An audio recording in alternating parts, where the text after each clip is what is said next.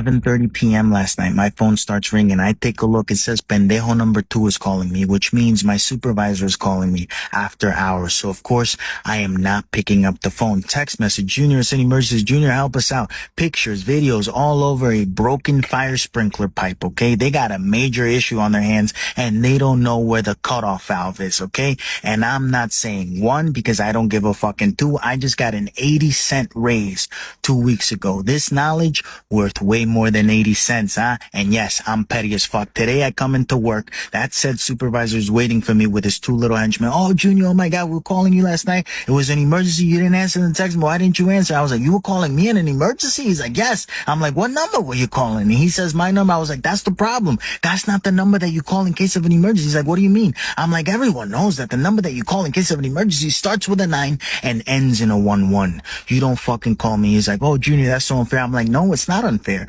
You didn't include me in the emergency fund money when we were talking about raises 2 weeks ago. You gave me 80 cents. 80 cents does not equate to the amount of information that I know. And you're my supervisor, right? He's like, yes, I'm your supervisor. I'm the authority figure here. I was like, well, if you're supervising someone, you should know the exact same information that that person knows.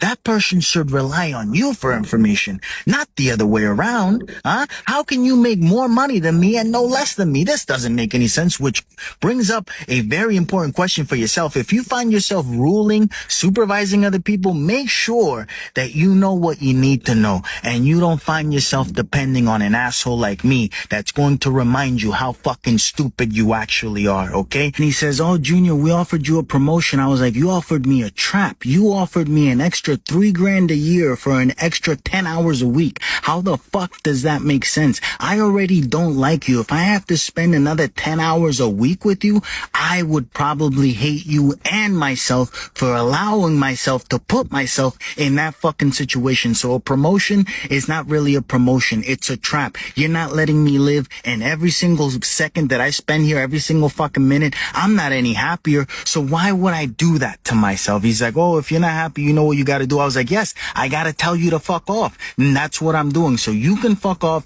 You could tell HR. I know you're going to say you got to go to HR now. No. Fuck HR too. I'm not going. I'm taking a mental health day. I'm having a mental breakdown right now. Oh my God, my head fucking hurts. I'm going to go see a doctor. And you know what they're going to tell me? Yes, you had a mental break. And I'll bring that paper in, and then there's nothing that you can fucking do about it. So fuck off, okay, Phil?